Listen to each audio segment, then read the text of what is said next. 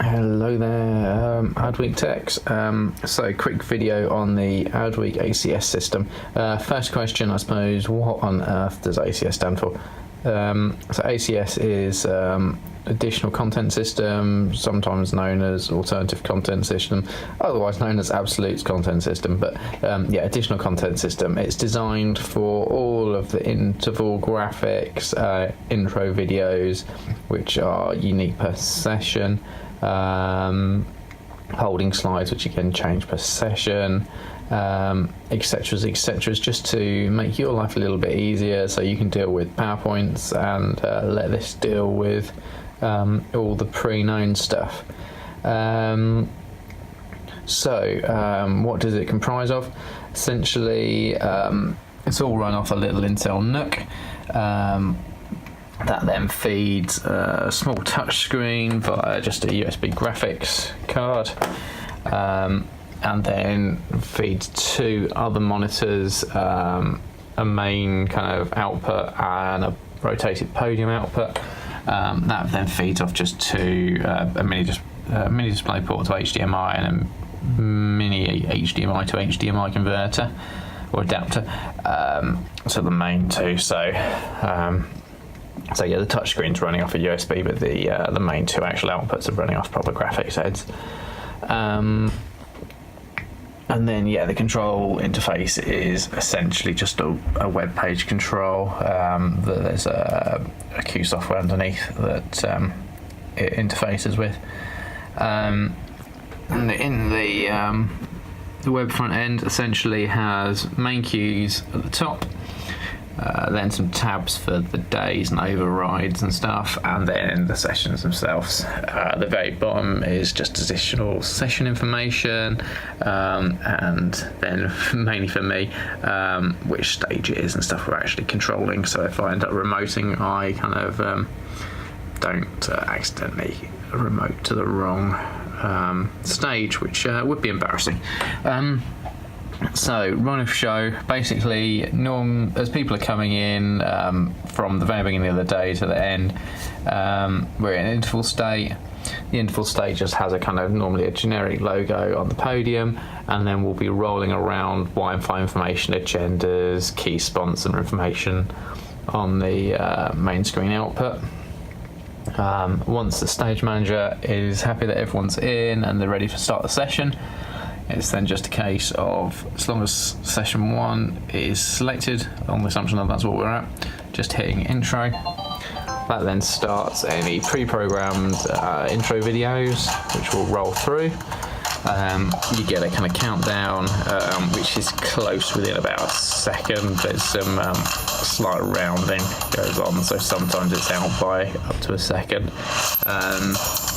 Whilst that's rolling, the intro sequence just shows here, so it's a standard Adweek VT, so that's what's currently playing. It's not, but I didn't have anything else, and then there's no additional sponsors VT. So that rolls through and then pops on to a holding screen.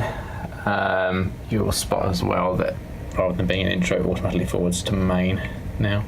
So this screen goes up, it's the title of the session, shows speaker names, etc. And if they do not have any additional presentations, then we just leave this up for the session. If they have an additional presentation once they are to the stage, then feel free to switch across to that input. And then their session will just roll. Once finished, then it's a case of just hitting exit. We'll go back to just generic logo. So during the actual sessions, the podium screen normally shows the key sponsor for that session, and then yeah, we're back to a generic. For exit, get a voice of God and a slide to say please exit. I've got left and right arrow versions of this, so I will set them appropriately. After either 90 seconds of exit, or you can manually override, then it will go to interval, and then we're back to just kind of looping information's generic logos up there. and then it's a case of just move on to your next session and you're ready to go again. I'm not going to run the 130, but if we go for the 230, you'll see that it says Quantcast underneath. So this is because there's an additional VT paid for by Quantcast to play. You'll see now the intro time's changed to 41 seconds rather than if I go back to that one, we're on a 30-second intro. So 41 seconds, stages already, and we'll roll. So again, we get the standard Adweek VT to start with, and then after 30 seconds we go into the next one, whilst that's rolling another 30 seconds. So the Adweek TV, as far as I'm aware, there's only going to be one Adweek TV every time for this show. If there's more, then they'll live under here. So this is from Asia. There was a choice of Japanese or English or nothing. Right, let's just quickly go back to here. So that's that, and then we get into the Quantcast little VT. It's just like 10 seconds of whatnot. So a few seconds left. That rolls out, and then we're into the title slide. So yes, as I was saying, so Adweek, if there are multiple choices of Adweek, it'll be pre-programmed on which one is going to play, but if they want to change it, then you can kind of change the overrides in there.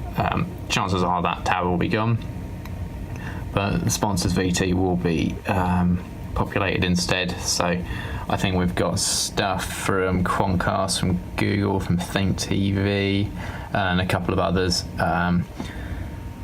The sponsors VT is all pre-programmed, so you shouldn't need to do it. But if someone says, this one's supposed to be by Think TV for this session, please can you make sure that the Think TV VT plays? Then it's just a case of, once you are selected onto a session, go into your sponsors VT, update the VT that's supposed to be playing.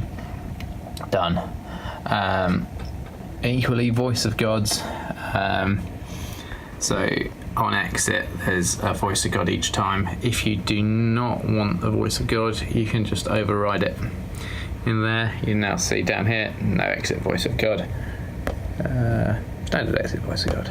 No exit Voice of God.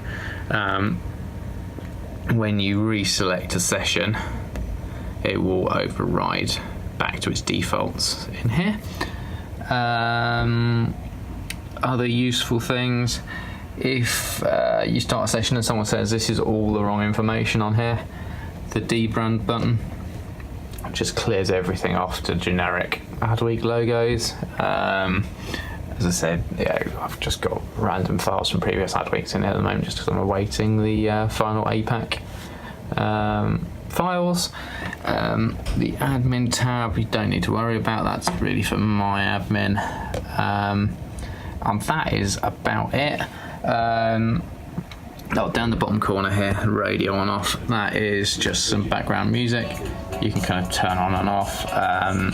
It's not controlled at all by the cue state, so if you are going to an intro, just make sure you turn the radio off, run the intro. Symbols. Boot up wise, there's main power on here. So let's just power this down. That's off now. Turn it back on again. Little blue lights roll along. These things will boot up. Main screen should hopefully wake up in a second.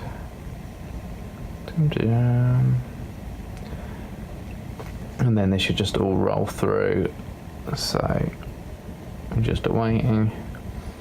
The main Splash web page should start up,